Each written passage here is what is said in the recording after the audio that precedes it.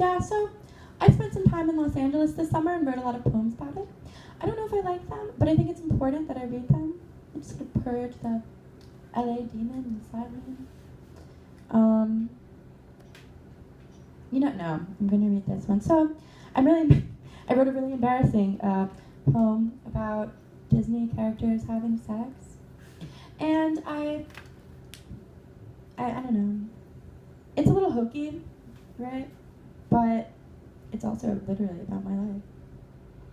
And I called it Body Poem because there's someone a couple weeks ago, someone very close to me told me that my poems were rotten because I said body too much, right? And that's like a poet's cop-out.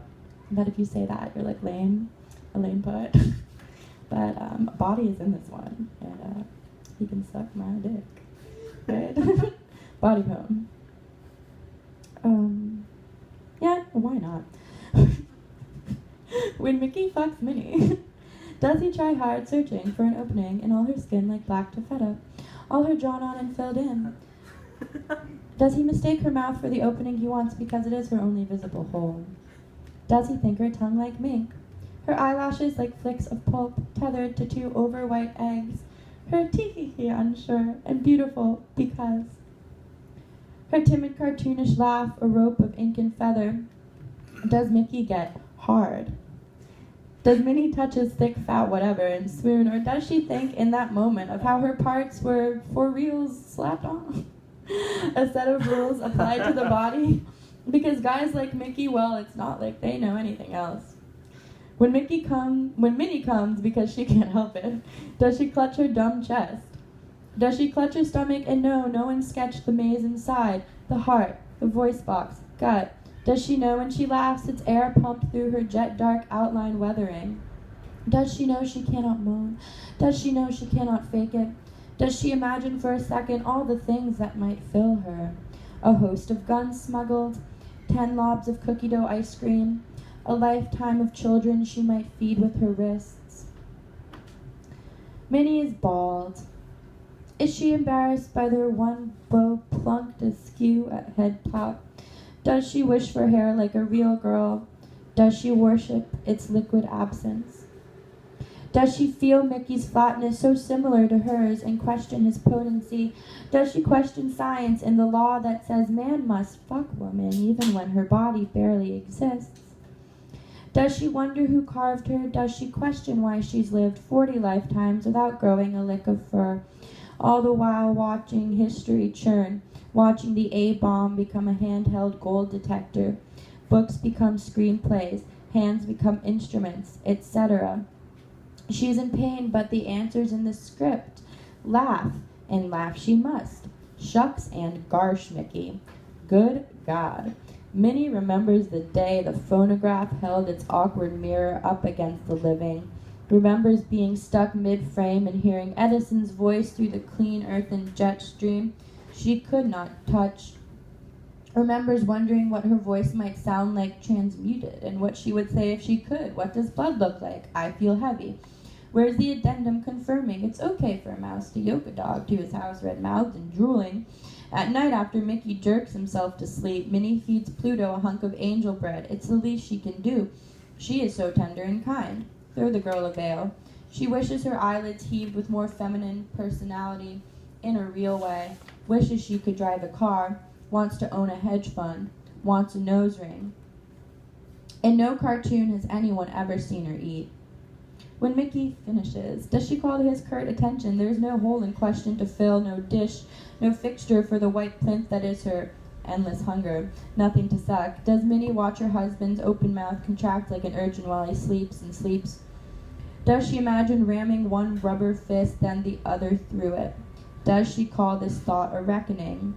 Does she stay awake forever watching?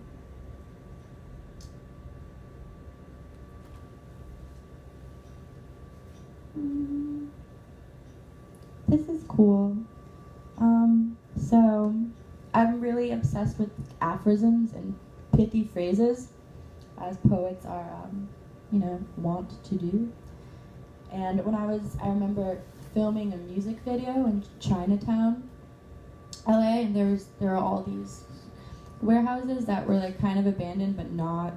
And one of them said like concrete is fluid on the side of it, and I thought that was very stupid. So I wrote a poem about fluid concrete.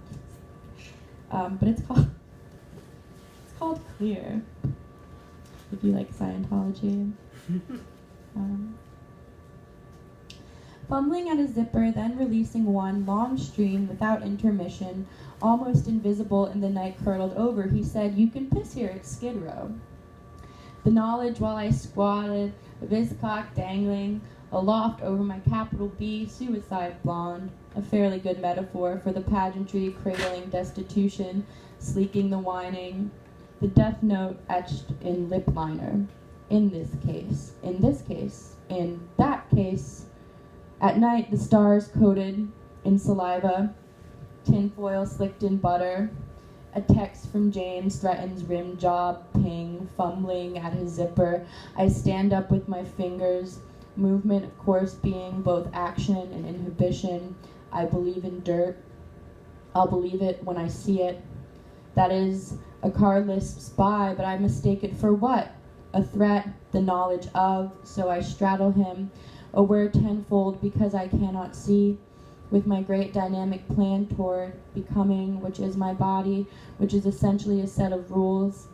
Later on in Chinatown, the warehouse come watering hole because we're partying, scarred with neon lettering, feigns, enigma, words being, of course, another kind of body, more like host, reading concrete as fluid.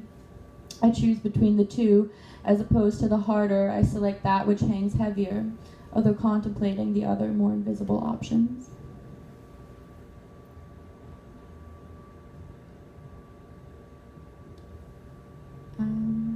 So this poem is super. No, yeah, I'm reading it. Okay.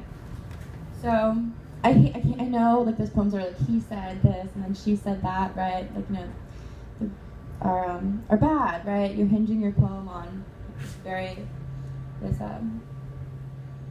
very easy sort of structure. But I wrote one of those like he said, she said poems, right?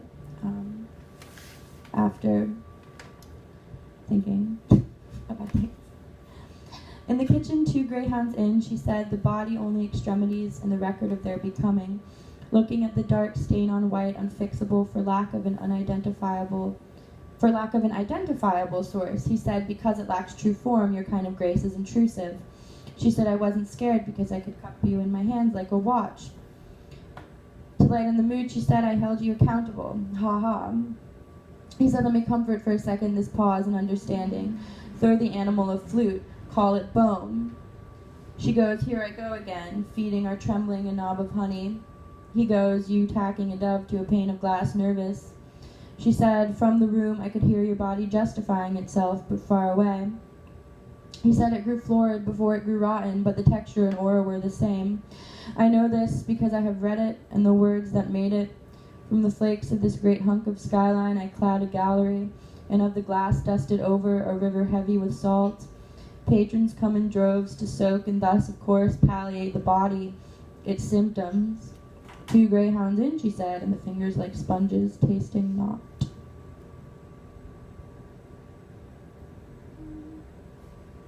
What is this? Oh.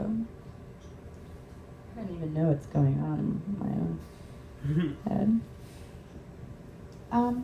So I guess I'm going to cap it off soon, but I do want to read some excerpts from this book I wrote about food. Nothing will ever feel as crazy as this. You want to look at beautiful things. Tough. I won't let you. In fact, I will say my body.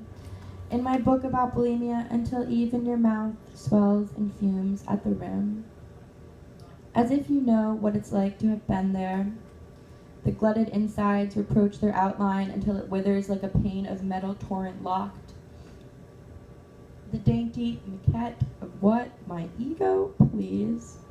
All marrow, no bone, jeering gnarly toothed at its navel, so a girl like me cakes herself with plaster as protection lest her own jaw snag through. Do you get it? Outside your neighbors chat and braise, and the sun's overripe, and there you are, hunched and dribbling again over the bowl, pawing at your throat's bruised lattice with first one finger, then two, as though practicing all the old foreplay. Who here remembers the shocker? Who here remembers the shocker? Who here remembers how much it hurt the first time? A show of hands, please. Just the left, we know in other holes the right's deeply useful. Apologia, fuck off. The fingers brush the soft spot, then hurl the light hidden in the thick of you. A frisson of gold unravels, outshines your pulse. Okay. And now I'm going to read from my infamous collection, Necessity of Foreplay.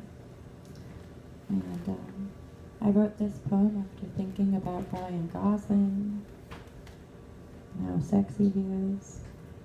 I keep getting Snapchatted right now. So if I pause like awkwardly, it's not the poem, it's I'm getting Snapchat. I also have sciatica in my right leg. It's like really flaring up today, so you know, this is really difficult for me right now. Hey girl, I'm a gentleman. I can give you whatever you want. I can give you everything. You can't see it yet, but I can reveal to you your true inner beauty. I have technology that'd make your mind bleed. I can make you feel like yourself again. Hey girl, do you remember? Hey girl, my fist, your asshole. Hey girl, my fist, your mouth. Hey girl, your mouth, my fist. Hey girl, if you're an organ donor, I'm the bed of ice, and I'm the tweezers. Hey girl, I write poetry too, your breasts two globes like twin amniotic sacs. Hey girl, your skin like the surface of one eye weeping.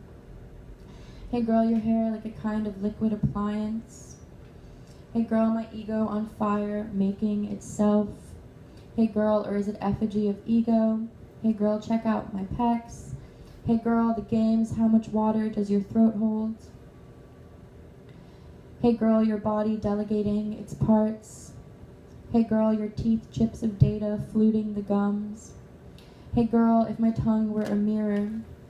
Hey girl, if my tongue were a mirror, would you hold it? Hey girl. The paradise of beliefs, a kind of island. Hey girl, if I said the frothy ocean of need, would you?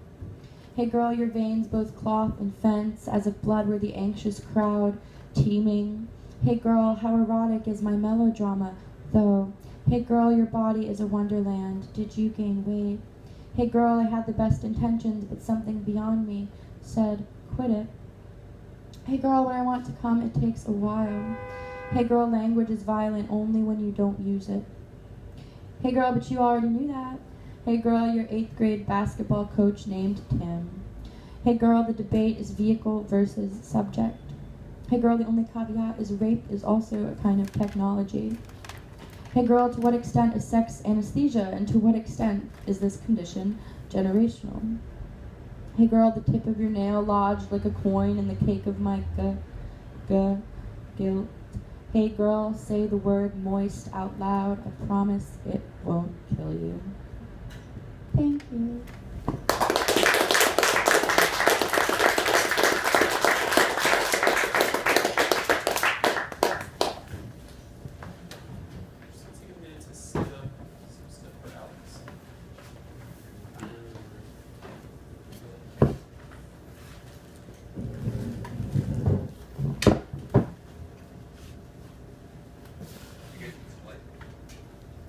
No, it's okay. No, it's okay. You're good.